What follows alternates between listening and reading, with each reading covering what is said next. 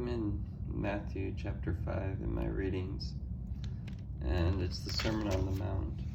And there are a couple of themes that I really like that are best encapsulated by a few verses.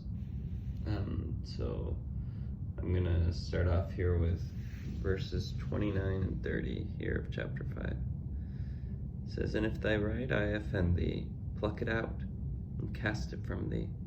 For it is profitable for thee that one of thy members should perish, and not that thy whole body should be cast into hell. And if thy right hand offend thee, cut it off, cast it from thee. For it is profitable for thee that one of thy members should perish, and not that thy whole body should be cast into hell." I think that these verses communicate the idea that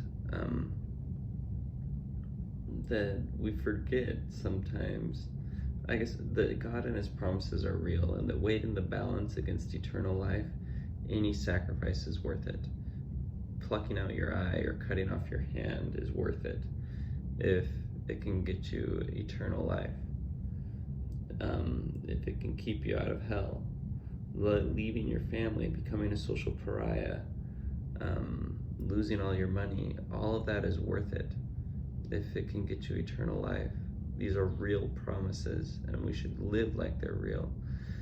And any right-thinking person, if they were said, well, you can have eternal life with God, but you have to, cut off your right hand, they would choose that in an instant. They would choose eternal life in an instant over their right hand. And that way of thinking is scary for some reasons, for some people. It's scary because if someone's willing to cut off their right hand or become a social pariah for the gospel, if they really believe, they might also be willing to commit crimes. They also might be willing to kill for the gospel.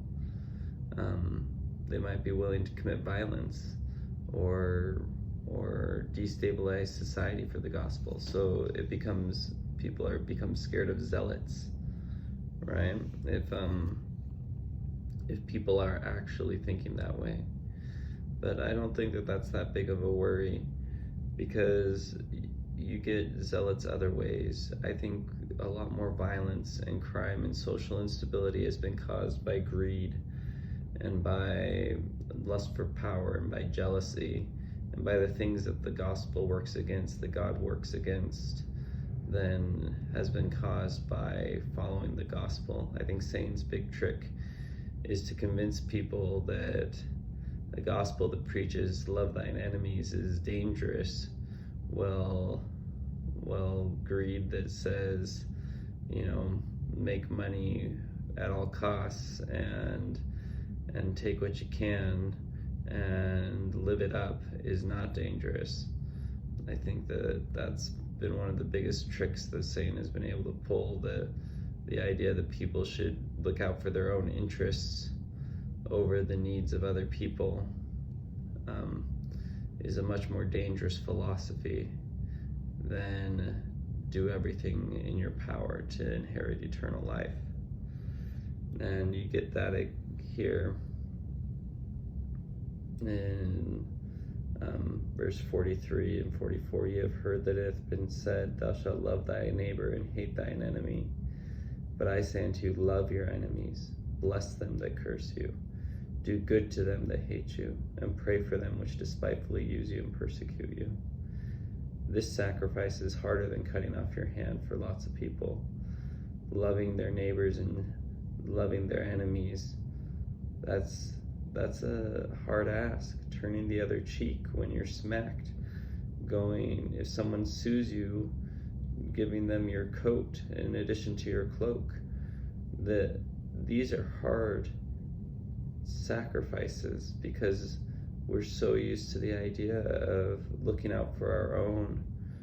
But any sacrifice is worth eternal life. Everything pales in the balance, pales in comparison to eternal life. And that includes your stuff. That includes your pride. That includes winning the argument.